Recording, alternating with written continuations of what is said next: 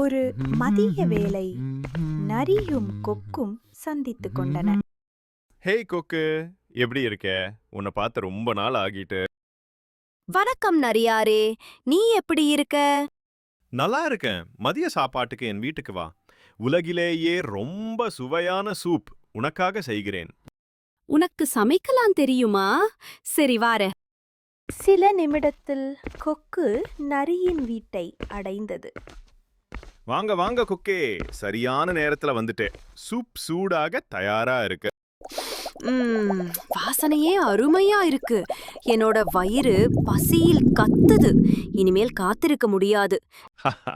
உனக்கு ரொம்ப பிடிக்கும். உட்காரு, ருசியான விருந்துக்கு ரெடியாரு. கிண்ணம் எங்கே? இதுதான் கிண்ணம். கொஞ்சம் தட்டையா இருக்கு, அவ்வளவுதான். பாவம் கொக்கு கீழே வளைந்து ஓரமாக சாய்ந்து வேடிக்கையான அழகு நடனம் ஆடியும் ஒரு துளி கூட குடிக்க முடியல. கொக்கே, உனக்கு பசிக்கலையா? சரி, உனக்கு நான் உதவி பண்றேன். நரி தன்னுடைய சூப்பை காலி செய்த பின் கொக்கின் தட்டில் இருந்த சூப்பையும் காலி செய்தது. இரட்டை விருந்து, இரட்டை சந்தோஷம். கொக்கு வெறுமையில் சிரித்தது. ஆனால் அதன் கண்களில் ஒரு திட்டம் மின்னியது. விருந்துக்கு நன்றி நரியே. நீ நாளைக்கு என் வீட்டுக்கு வரணும்.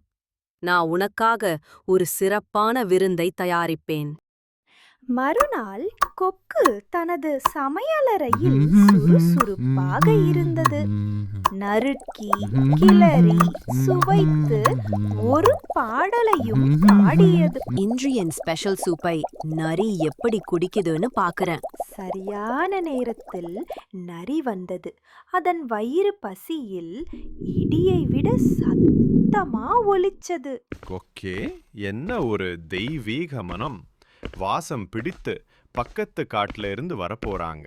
நரியே, வருக வருக. சரியான நேரத்துல வந்துட்ட. உட்கார், உணவு தயார். நரி எச்சில் வடிய கைகளை பிசைந்து அமர்ந்தது. பெரிய கிண்ணத்தில் சூப் குடிப்பது போல கனவு கண்டது. ஆனா கொக்கு ஒரு உயரமான மெல்லிய கழுத்து கொண்ட குடுவையில் உணவை கொண்டு வந்தது. சரா, ஏய், இதுல எப்படி குடிக்க முடியும்? இது யானைக்கான ஸ்ட்ரா மாதிரி இருக்கு. கொக்கே, என்னால சூப்ப குடிக்க முடியல. தட்டு இருக்கா? வாய் கொஞ்சம் சின்னதா. பரவாயில்ல, நான் முதல்ல என்னோடத காலி பண்றேன். கொக்கு தன் நீளமான அலகை குடுவையிலே நுழைத்து தனது சூப்பை குடித்து முடித்தது. நல்லா இருக்கு. Sharing is caring. அதனால உன்னோட சூப்பையும் நான் பாசத்தோட குடிக்கிறேன். பிறகு கொக்கு தன் அலகை நரியின் குடுவையில் நுழைத்து நரியின் சூப்பையும் காலி செய்தது.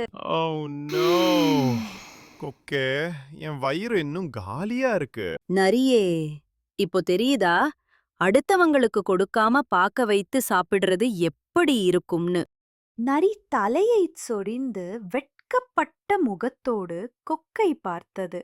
கொக்கே, நேத்து உன்னை பார்க்க வைத்து நான் மட்டும் சாப்பிட்டது தவறு. மன்னித்து விடு. நான் உன்னை மன்னிச்சிட்டேன் நரியே. இனிமேல் பகிர்ந்து உண்டு நல்ல நண்பர்களா இருப்போம். அடுத்த தடவை எல்லாருக்கும் கிண்ணம் கொண்டு வர்றேன். இனிமேல் ட்ரிக்ஸ் இல்ல.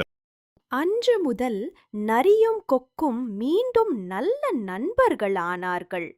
உணவையும் மகிழ்ச்சியையும் பகிர்ந்து கொண்டார்கள். மற்றவர்கள் உன்னை எப்படி நடத்த வேண்டும் என்று நினைக்கிறாயோ அதைப்போல் மற்றவர்களை நீ நடத்த வேண்டும். நண்பர்களே, என்னோட கதைய நீங்க பார்த்தது எனக்கு ரொம்ப சந்தோஷமா இருக்கு. நாம நண்பர்கள் ஆகலாமா? உங்களுக்கு இந்த கதை பிடிச்சிருந்தா சப்ஸ்கிரைப் பண்ணுங்க. அடுத்த முறை சந்திப்போம்.